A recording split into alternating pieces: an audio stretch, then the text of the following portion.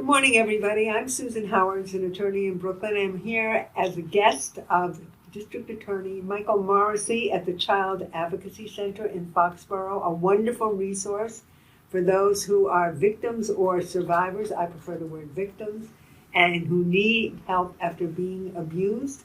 This is being filmed courtesy of Brookline, an interactive group, Brookline's cable television show, and it will appear on the Safety Net and anywhere else District Attorney Michael Morrissey would like it to appear.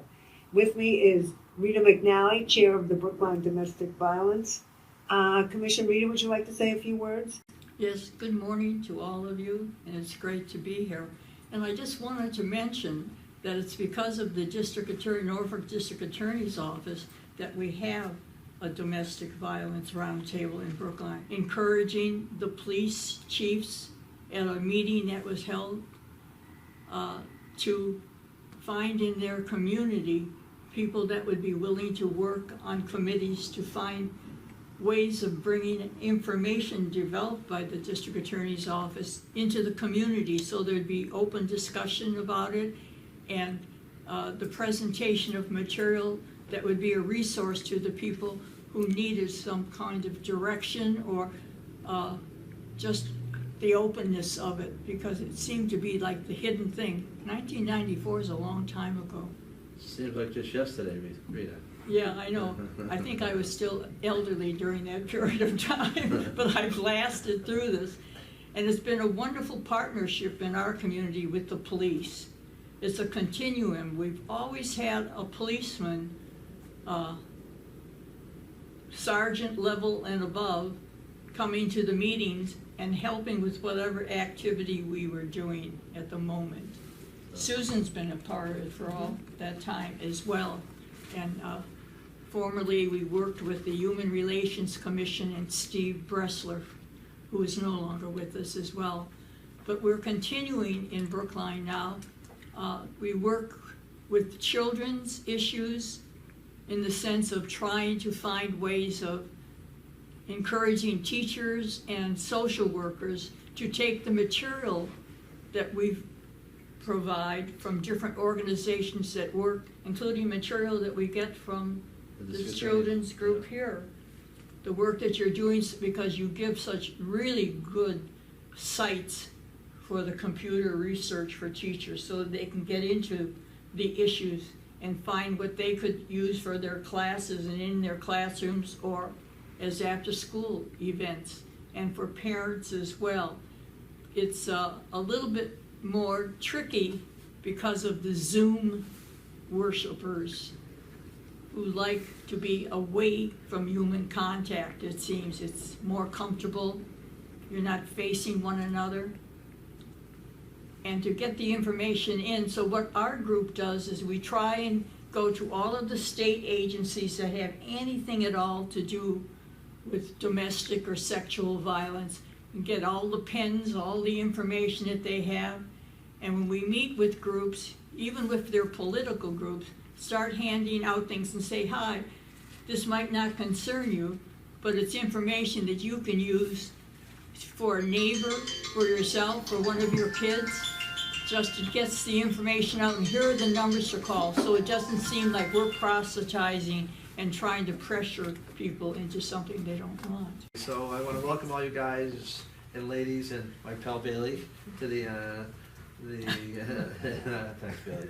You'll be the big hit as usual, but I went to the NEC, and as you said, this was land that was initially donated by the town of Foxborough.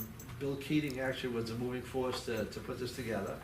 And we have, through all of our regimes, we have some communities that are more active than others, and Brookline being one of the most, trying to do outreach and help us. But not only do we conduct services here and try to help people who are in crisis, but I have with me two very important cogs in the wheel of our district attorney's office.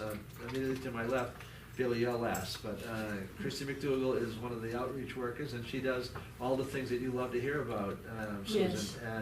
And she, we also have a comfort dog in Bailey, and we think that we've had some luck bringing him into schools, and we don't know whether he's still training up. He's getting there, and he's an awesome resource for us to use. And so she'll tell you a little bit about some of the things that she does, And Jess Kelly is to your left. Jess Kelly is the executive director. She started out as a victim advocate, and she continued her schooling, master's degree, and continued her family as well. That's growing. So I have some talented people that, and as did the prior administration, we all have lucky to have some very good people to help run it. Now, when Bill Keating first started out in the office space in Canton, he had a room set up. The whole idea, I think, in the national model is for a child advocacy center, and this is nationally certified and accredited. And so one of the things and we follow obviously the national model, is you try to make it a less sterile environment, and especially where we generally focus on people up to 18 and sometimes people with development disabilities, or I think in a pinch we'd use it for anything else we thought was worthwhile to help get the correct story out on a very difficult problem or case. Now, we see, and we talk all the time about how important it is to report violence and sexual assaults and domestic violence, and sometimes the numbers do go up, and I always say it's a case of half full, the glass. The fact that numbers could be going up says there's a lot more out there than we think there is, and there's still obviously a fair amount of unreported crimes that go, and we try to through like the Brookline Committee and other resources, the schools and others. Now, I'll have Kristy tell you about some of the outreach, and we also train people to be mandatory reporters. And so there's a ton of that stuff that they do. But basically, we're going to go upstairs, and we'll show you how, and instead of in the old days, yeah, Rita, you were young then, I know, you can say this is many Was I ever young? Yes, many years ago. And they would bring someone in who was in crisis, had been a victim or even witnessed something terrible. And you have all these different agencies, whether they be state, county, even the police departments, and people would get the story, and so one group after another would try to get the same story, and so they kept re-victimizing the victim. So the whole idea was to get people in a single unit, an interdisciplinary approach, where we have all the necessary tools when someone comes here are here and present. Now, we do get a lot of referrals, and we'll have Jess talk a little bit about how many cases we have. Not everything is a criminal case. Sometimes we bring people in, and the whole idea is to evaluate, and we have a psychologist, and we have people here that can identify resources of where you may be able to get some help and assistance. And so that's an important distinction. And so not everything is criminal. But we do get some criminal cases out of here, and those cases obviously are very valuable. It's taped, and the defense would get the tape. DCF and other partners that we partner with are all present, and it's the child would be in a room with a trained examiner, a forensic examiner, so we can get the story out just once. And people who are behind a glass wall, it's a two-way mirror type of situation. They actually can. There's an earpiece in the examiner's ear, and so if we were all sitting behind the glass, we could say to the examiner, hey, could you ask a couple more questions about this issue, or where were they at that time? And so they can if they don't, they'll be listening intently what the person has to say. But if they think they need some more information, it gets passed quietly and subtly to the examiner, who can maybe ask a few questions, and that way we satisfy that maybe the district attorney, the police, the DCF, or whoever else is participating at the time. Now, we also have a SANE examiner, a sexual assault nurse examiner, which the state supports the program.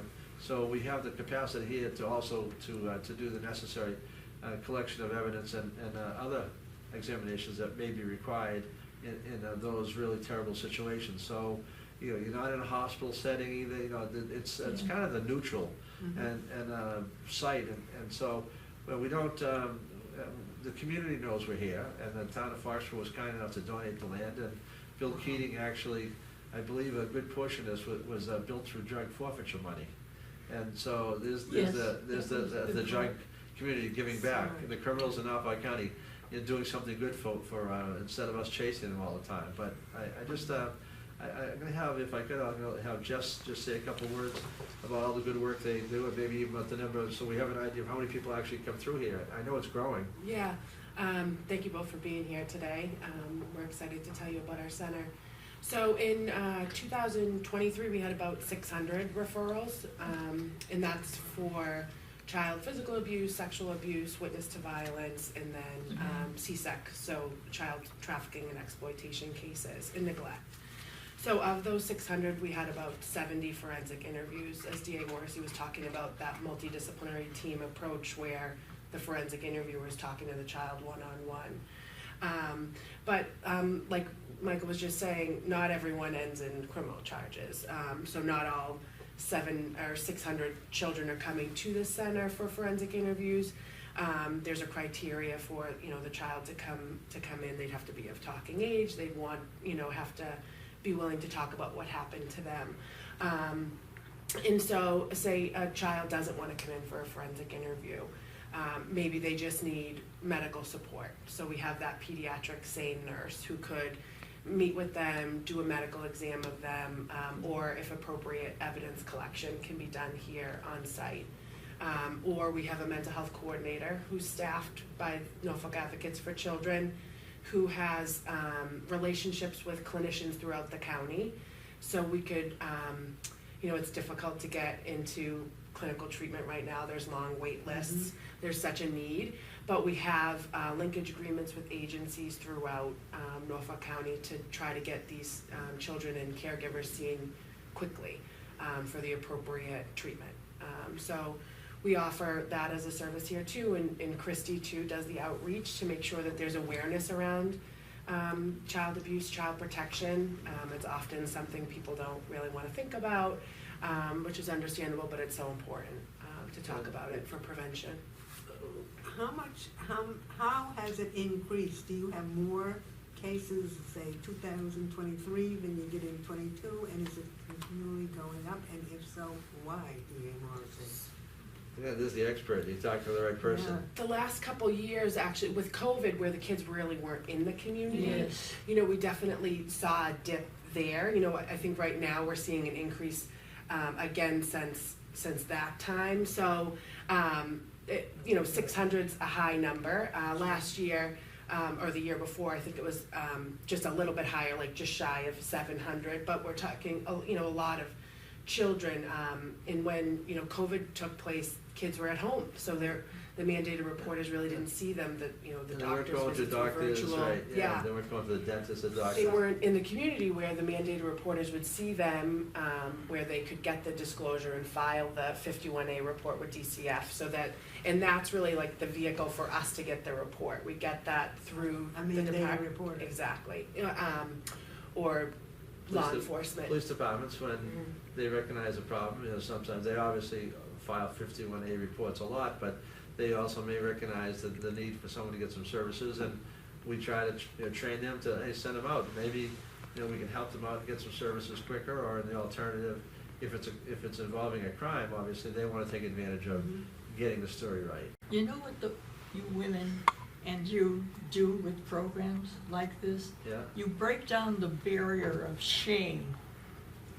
Even though there's no guilt to what's happening and the children are brought in, there's shame to it. And I find that in Brookline, we have a terrific cop, female, who deals with the gay community. Sure.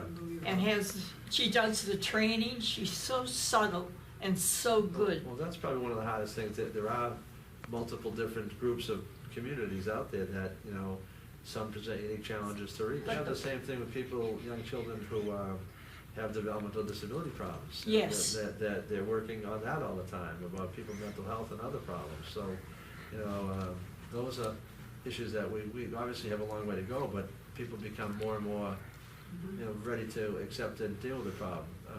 I'll have Kristy MacDougall, and this is her assistant. As long as they keep fed and going to bed, he's all He's very active. Yeah. But Would you join our committee, please? Very active boy. She can tell you a little bit about some of the work that she does in the outreach side of things. Yes, that's important. Yeah, so I look at the needs of the community really, and then I go out and present them with education, resources. My big training right now is recognizing and responding to child abuse.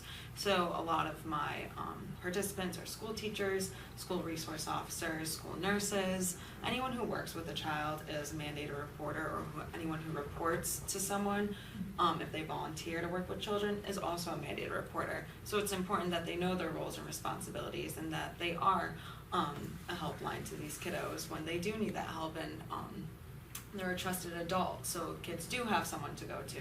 Because without the mandated reporters, we really don't know what's going on in the community and if children are being harmed and when they need the help that they do need. So it's my job to reach out to the community, let them know that I'm a resource, let them know that the Norfolk Advocates for Children is a resource and what we have to offer. So we do the recognizing and responding to child abuse training. We also do the commercial sexual exploitation of children training. And that one's more so for medical professionals, I would say, we train on. And we also have our pediatric SAE nurse who does a great job at explaining her role as the pediatric. Can I whisper to you one Yeah. other thing and ask it? How about judges? Do you give I any personally training have- to judges? I personally No, haven't. just as No, an I- informational no, bit I in think the that, court. We have our own court. Well, I think as a practical matter, the judiciary does focus on a lot of issues, and they do have an education arm of the judiciary, whose name I can't think of right now, but it's a foundation that does a lot of training for them. So I suspect that, they see the mandatory report as they have to be familiar with the statute, but they also, I'm sure, getting some sensitivity training on how to deal with some of the different diverse groups that come into the court, and that's something that I think they do on a regular basis. So we may not be involved in it, but Kristy will go out, particularly like the beginning of a new school year. We want to, she's busy all the time talking to schools and prospective teachers and the religious community. That's another group that she talks to, and because they are mandatory reporters, and so we do spend time. We think that's an important function of the job, and just as you do a lot of the work in Brookline that she does in other places that are not as I would say involved, and so. I would tell you that one of the more open, active groups that we have a number of communities that are pretty good. And we have some of the smaller communities that need as much help as we can give them, and so it depends. But because of the interest of the community dictates in many cases how active they are, and the residents of Brookline over the years have demonstrated that they're very active and very interested, and they very warm in helping people who may find themselves in trouble, in crisis. Well, one of the things that gets back to your in person, I think Kristy would agree that she'd rather be out there interacting in person, and you get better feedback, and you and I could have done this in Zoom, but I think the fact that you're willing to come out here and talk to us and see the facility really makes a big difference, because people have a better idea what this is. So I can tell you that we really make use of the school resource offices where they have them. Not every community has them. Yeah. A lot You're do. lucky. And a lot do, and so that's an investment that they have made. And like everything else, though, sometimes you're only as good as the officers they put into the schools too. So some are better than others. So it's a difficult balancing. But I think for us, it's an entree into getting people help and assistance. I mean, you're dealing with juveniles, and a lot has changed significantly over the years. Mm-hmm. I mean, usually, and we have a lot of programs that we can defer or put them into alternative type sources. That giving someone a criminal record is not necessarily at the top of our list. Getting someone help and counseling, getting them the right answer, is I think what the goal of Jess and Kristy, and that's something I believe in. Is that and we try to do that. I mean, it can be a learning experience for some people, that juveniles and others, but the side of sexual assault, domestic violence, and issues like that. I mean, this is the primary focus. But because we're interacting with the community, Kristy does a lot of other things too. She's multifaceted and not just doesn't focus just on domestic violence and sexual assault. She carries the water for a lot of different programs, and barely drinks it all. So.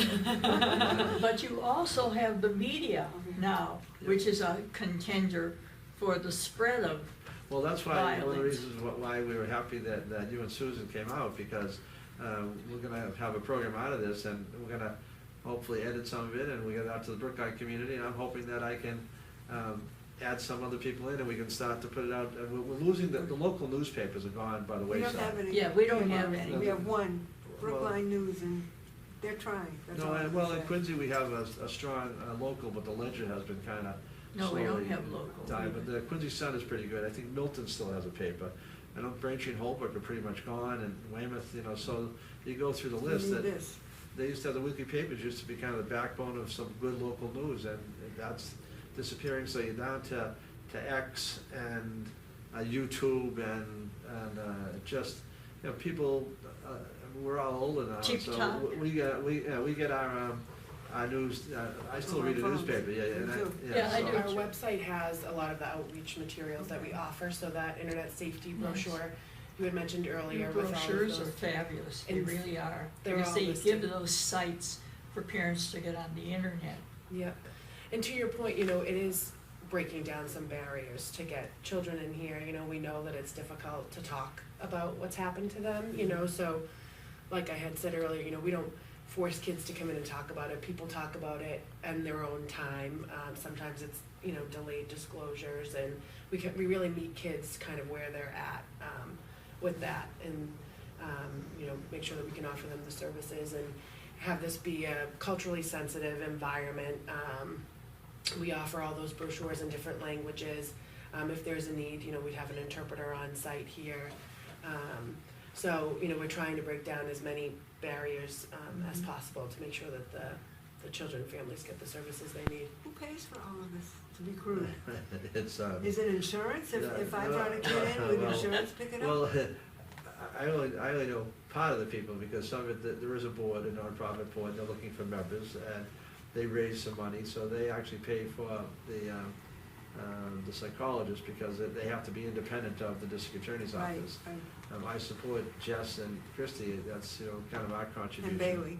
Yeah, Bailey too, we support Bailey, so, and we also help with some of the operating expenses, you know, through our own budget, because I think it's very valuable to have this tool, and it's the national model, and we're accredited, and we don't wanna lose that credit. We've been accredited a number of times, and so we do get some state resources as well, and we get some grants, and through MOVR and other, it's a hodgepodge of collection of money from, and even some of it, we can use some of the money that in drug forfeiture can also use, so there's limitations on that, but a lot of education and proactive thing, and some policing specialists we can help and assist, you know, as long as we continue to have some forfeiture money, but that's kind of up and down too, depending upon, you know, how the courts, the big gains or small gains, you know, but it's a collection of, remember, misnamed some federal money probably too here. Federal and state grants, and then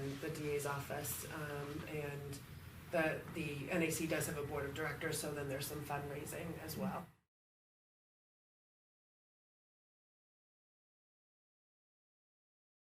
I remember being here watching. Okay, so this is the observation room, so all of our community partners would be sitting, you know. Would you like us to sit down now?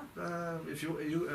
No, I can stand for Okay, 10 well, we'll minutes. probably go with, Sure. we'll just make this part, you know, short, so they see some of the microphones, and I know it's hard to see in there, but we're gonna go to the next room, but it's a two-way mirror, Yes. and then obviously the control room, so we tape it, and we have cameras so you can see it on the screen, and different views as well, and so, you know, someone would coordinate at this end, and people would have an earpiece, and, you know, be able to pass information on and watch real time what's going on. So this is the observation room for the community partners.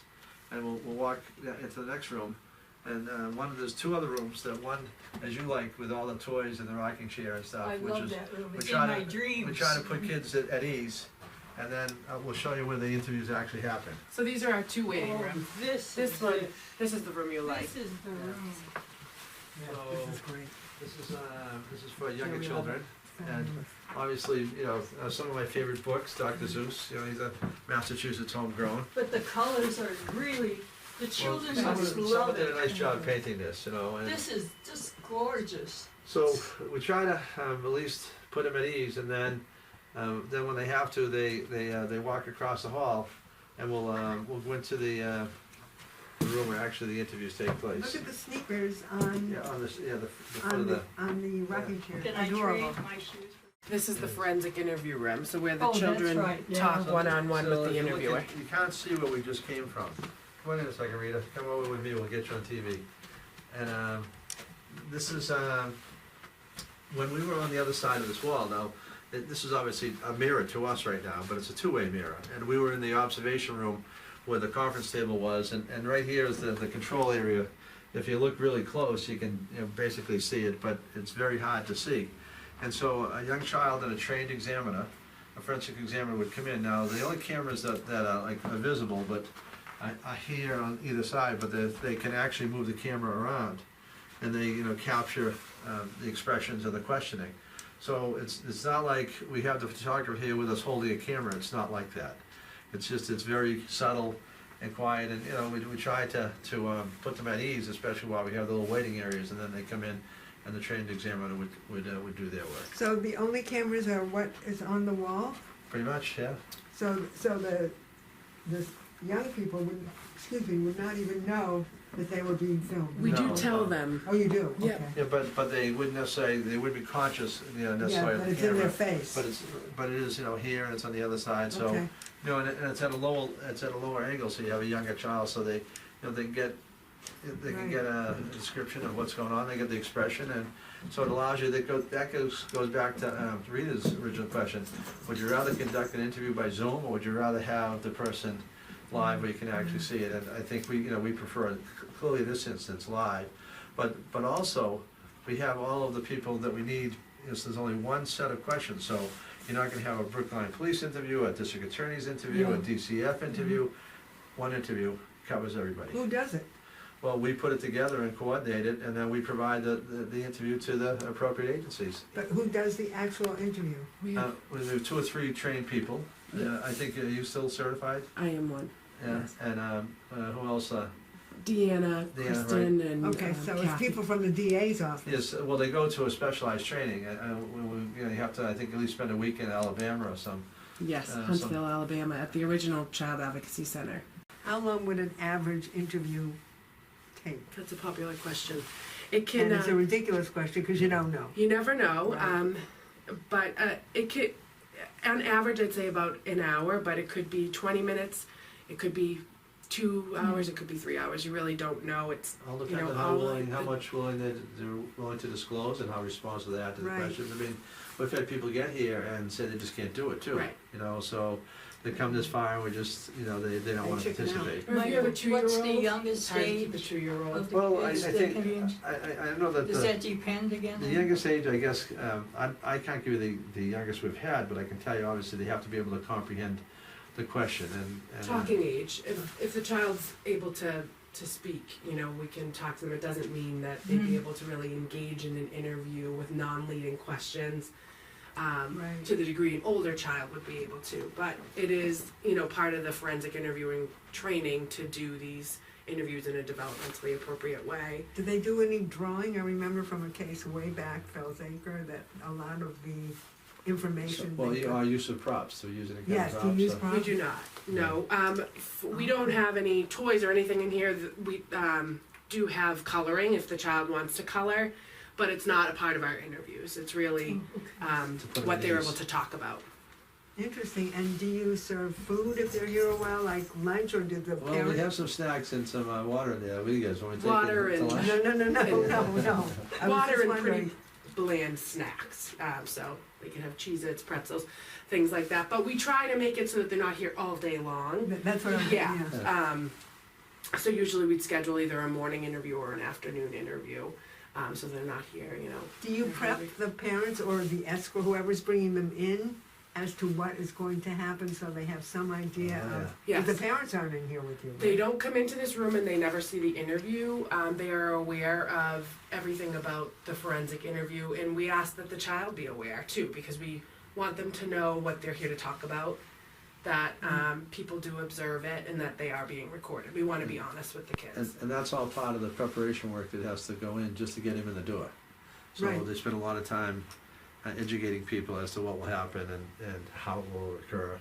And we try to do it in a fair and unbiased manner, as best we can, which we have multiple people here, hopefully, and we try to get as much questioning out of the person, and we share that information with, when appropriate, with, defense attorneys. And do you ever have a situation where in the middle of the interview, the parent or Yeah. somebody says, okay, that's it, I don't want my kids saying anything else? Yeah. Well, they're not a part of the interview, but if they, were to, If they sort of say, hey, I'm done, you had my child here for an hour, we're leaving, we wouldn't stop someone. and we say that to the child too. If at any time you want to stop talking, you just let us know and we can end the interview. And what about attorneys? Are attorneys allowed to come to these interviews, defense attorneys? So defense No, huh? attorneys, this is really the start of the investigation, is this forensic interview. If there were to be an attorney for the victim, they would certainly be welcome here. I have not seen a situation where they've been behind the glass. That's really like, But defense mirror attorneys, here. where appropriate, would be given discovery. right. But they can't be behind the glass, No. and they can't stop it. Like if I wanted to come No. in with the victim, no, okay, just asking. But you can move to suppress it, Right, I obviously, know, I know, So but I'm there just are some wondering. alternatives, so. I'm just wondering. But, so we're glad you came and this is, you guys are regulars out here now, but I hope that people realize that this is just a resource, not just for the district attorney's office, but for For everybody. all the communities in Norfolk County. And so I hope the program helps get the word out, and I want to thank you both for coming. Well, we'll help get the word out, I certainly will. Sure. I hope you do more with the schools Absolutely. in Brookline. And thank you, Jess, and Bailey, you. and Thank you. Thank you. Kristy.